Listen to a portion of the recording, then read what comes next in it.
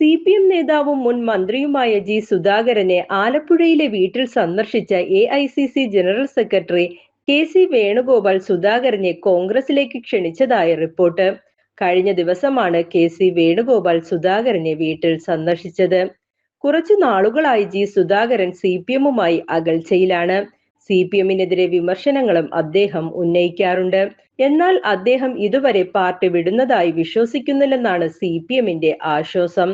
KC Venugopal വീട്ടിൽ സന്ദർശിച്ചതോടെ G സുധാകരന് മാറ്റമുണ്ടാകുമോ എന്ന ആശങ്കയിലാണ് നേതൃത്വം.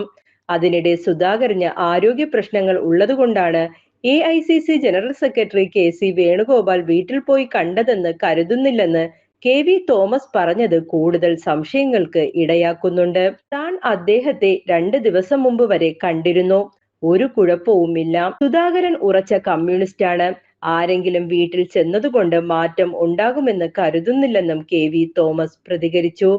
CPM ഒരു കേഡർ പാർട്ടിയാണ്.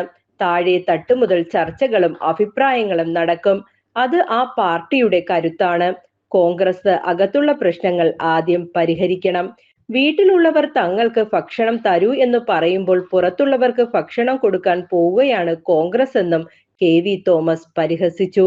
BJP ആലപ്പുഴ ജില്ലാ പ്രസിഡന്റും താനും ചേർന്ന് ജി സുധാകരനെ വീട്ടിൽ പോയി കണ്ടിരുന്നുവെന്ന് BJP സംസ്ഥാന ഉപാധ്യക്ഷൻ B ഗോപാലകൃഷ്ണൻ പറഞ്ഞു. ജി സുധാകരൻ കാണിച്ച സ്നേഹവും ബഹുമാനവും എടുത്തു പറയേണ്ടതാണ്. വിശിഷ്ട വ്യക്തിത്വങ്ങളെ കണ്ട് ആദരിക്കണമെന്ന നരേന്ദ്രമോദിയുടെ ആഹ്വാനത്തിന്റെ ഭാഗമായാണ് പോയത്. സത്യസന്ധനായ കമ്മ്യൂണിസ്റ്റും പൊതുപ്രവർത്തകനുമാണ് ജി സുധാകരൻ.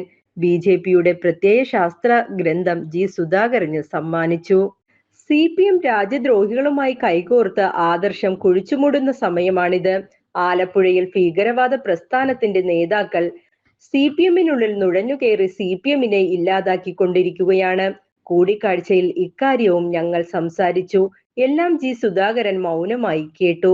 സുധാകരന്റെ മനസ്സ് പകുതി BJPക്കാരന്റേത് കൂടിയായിരുന്നു. കമ്മ്യൂണിസ്റ്റ് പാർട്ടി രാജ്യദ്രോഹികളുടെ കരാളഹസ്തത്തിലാണെന്ന ഞങ്ങളുടെ വാദം സുധാകരൻ അംഗീകരിക്കുന്നുണ്ട്. സുധാകരന് ഒരിക്കലും കോൺഗ്രസിലേക്ക് പോകാൻ ആവില്ല. തീവ്രവാദികൾ CPMൽ നുഴഞ്ഞുകയറി എന്ന കാര്യത്തിൽ BJPയുടെ പകുതി മനസ്സ് സുധാകരനും ഉണ്ടെന്നും അദ്ദേഹം പറഞ്ഞു.